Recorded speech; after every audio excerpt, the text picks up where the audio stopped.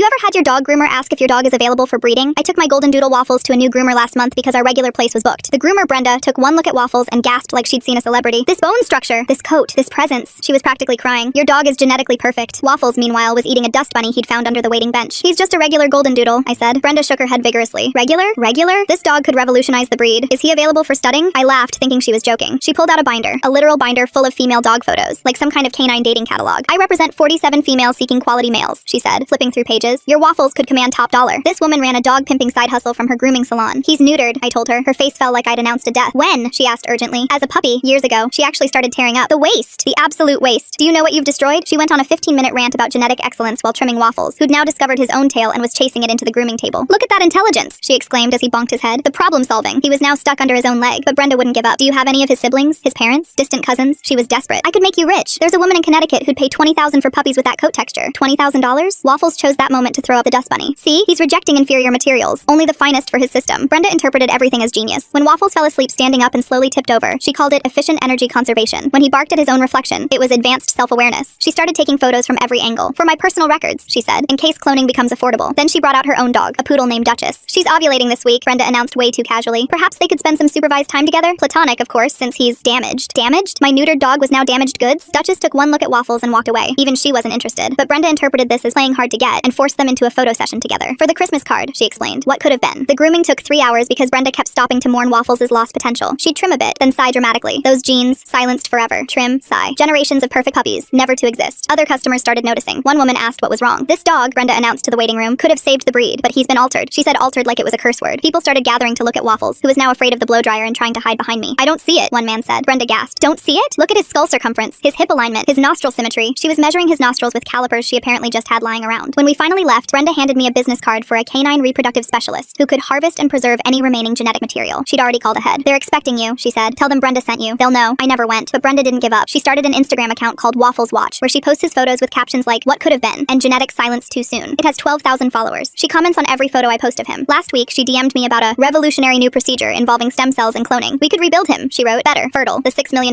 doodle. My vet thinks it's hilarious. Your dog is perfectly average, he assured me. Adorably average, but average. I showed him Brenda's Instagram. He laughed so hard he had to sit down. She's comparing him to show dogs and wolves. This is insane. But here's the twist. Waffles has become locally famous. People recognize him from the Instagram. They stop us on walks. Someone asked for his autograph, which involved putting ink on his paw and pressing it on paper. A local dog food company offered him a modeling contract after seeing Brenda's posts. He's going to be on Bags of Premium, breed kibble. The irony isn't lost on me. Brenda still grooms him monthly. Each time she presents new female dogs who would have been perfect matches. Last time she brought a vision board of what their puppies could have looked like. She'd used some kind of dog face merging app. The results were terrifying. Waffles remains oblivious to his supposed greatness. He's currently afraid of our new throw pillow and has spent an hour barking at it. Genetic excellence at work.